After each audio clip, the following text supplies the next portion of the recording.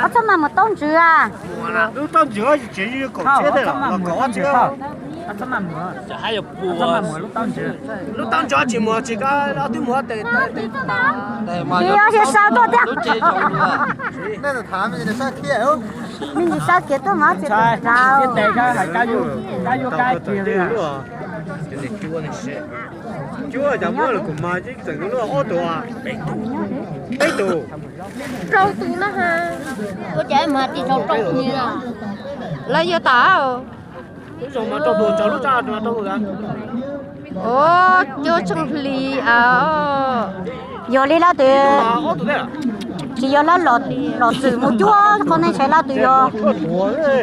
số là có là từ giờ nuồn số rồi là đó là chỉ cho nó chua cho nên chỉ dùng gì nó chua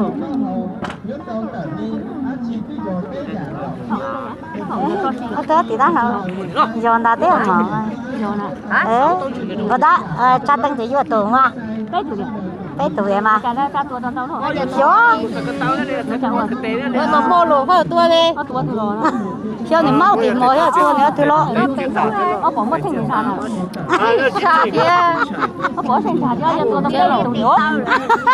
tủ tí kia mà tủ liệt gì hả hay là tôi cho xin con rồi nè ở một con tàu đâu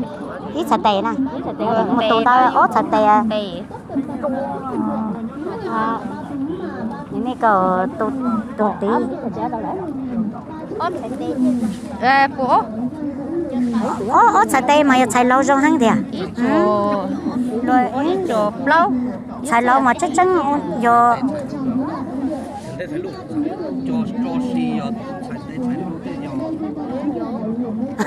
nè cái xe cho tặng trò sẽ vậy rồi chỉ tập bao giờ cho xí thế nào chỉ đó là chỉ tập bộ nào tập cho xí cái đua chính nó lúc đua trăm miệt qua lúc trăm tê lúc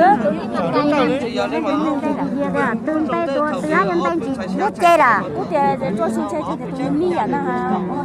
tao vô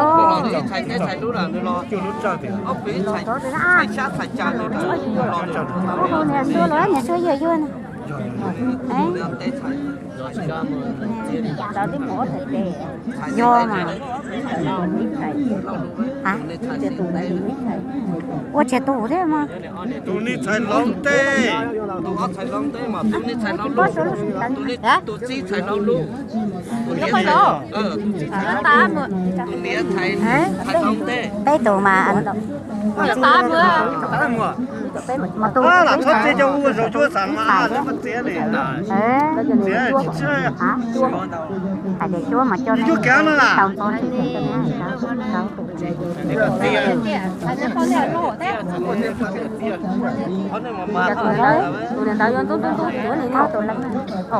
số trăm mày nữa chỉ ở ta chú mà nữa từ này cứ con này nè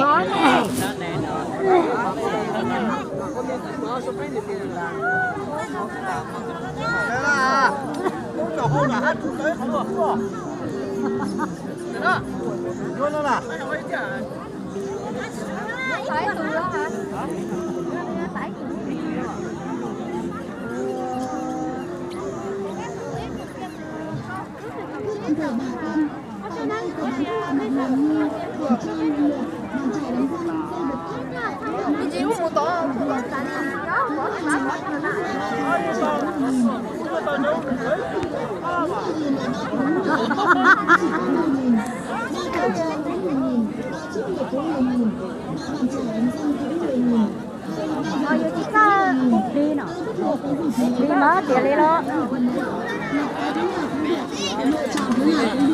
Nếu 3 thứ 10.000 mà 10.000 thì ta có 3 thứ. Và tại đây cũng có bán thẻ bảo hiểm mô tô, xe máy. Những ai có xe máy mà chưa có thẻ hoặc đã hết hạn sử dụng thì hãy mua ngay cho mình một thẻ bảo hiểm để đảm bảo khi tham gia giao thông.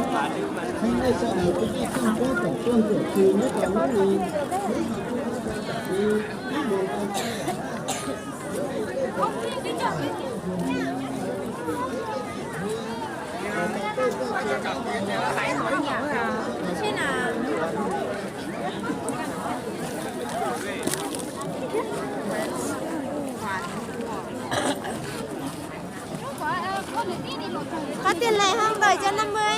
Đủ 50.000 kìa. Lòng ta sắp đau rồi. Chiều nay em ơi, chiều nay được tiền để cho anh đi bán hàng.